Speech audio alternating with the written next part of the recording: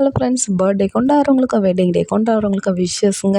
இங்கே வந்து கங்காவோட ஃபோன் அடி அடின்னு அடிச்சுன்னு இருக்கு. காவேரியோட அம்மா வந்து, ஏய் என்னடி ஃபோனெல்லாம் அடிக்குது, யாரும் போய் எடுக்க மாட்டீங்களாடின்னு வந்து கங்கா போய் எடுக்கும் போது, சரிங்க சாயங்காலமாக கொடுத்துட்றேன்னும் போதும்மா, பாருமா எல்லாம் துணி தைச்சவங்கலாம் எல்லாம் ஃபோன் பண்ணினே இருக்கிறாங்க. இவர் எங்கே போய் உட்காந்துருக்கிறாருமா, நான் ஃபோன் பண்ணாலும் எடுக்க மாட்றாரு. இங்கே என்னதாம்மா நடக்குது, இந்த வீட்டுக்குள்ளே விஜய் வந்ததுலேருந்தே வீடே சரியில்லைம்மான்னும் போது, அந்த இடத்துல காவேரியோட அம்மா, கங்காவுக்கும் அம்மா தான், காவேரிக்கும் அம்மா தான், உடனே கங்காவோட வாயை மூடுவாங்க. என்னடி நீ பேசுகிற, உனக்கு என்னடி அந்த பையன் மேலே கோவம், பின்ன அவன் வேலை வெட்டி இல்லாத வந்து வீட்டுக்குள்ளே உட்காந்துக்கிறானா, வேலை இருக்கிறவங்களெல்லாம் தூக்கின்னு போய் எங்கேயோ வச்சுன்னு இருந்தால் என்னம்மா பண்ணுறது, இந்த துணி தேய்க்கிறதே கஷ்டமான வேலை, கஸ்டமர் பிடிக்கணுன்ட்டு எவ்வளோ ஆசையாக இருந்தோம், இன்றைக்கி கஸ்டமர் வந்து அவங்களுக்கு டெலிவரி பண்ண முடியலன்னா நான் என்னம்மா பண்ணிட்டோம், நானா நல்லாவா இருக்கிறேன், மாசமாக இருக்கிறேன், என்னால் ஓடி ஆடி கூட வேலை செய்ய முடியலம்மா, எனக்கு இப்படியே இருந்தால் பிபி தான் ஐயா ஆகும்ன்ட்டு அப்படியே குமரனுக்கு ஃபோன் போடுறாங்க. குமரன், விஜய், நிவின் எல்லாம் பார்ட்டி பண்ணிவிட்டு ரொம்ப டயர்டாக தூங்கின்னு இருக்கிறாங்கங்க. கங்காவோட ஃபோனை எடுக்கலை.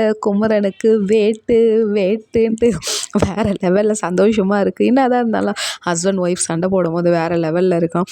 அப்புறமா அதை ஒரு எபிசோடாகவும் கொடுப்பாங்க. சூப்பராக என்டர்டெயின்மெண்ட்டாகவும் பண்ணுவார். நம்ம எப்படி சொல்கிறது, டைரக்டருக்கு சொல்லணுமா, எங்கள் கல்லை தூக்கணும், எங்கள் கல்லை புதைக்கணும்னு அவருக்கு நல்லாவே தெரியுங்க.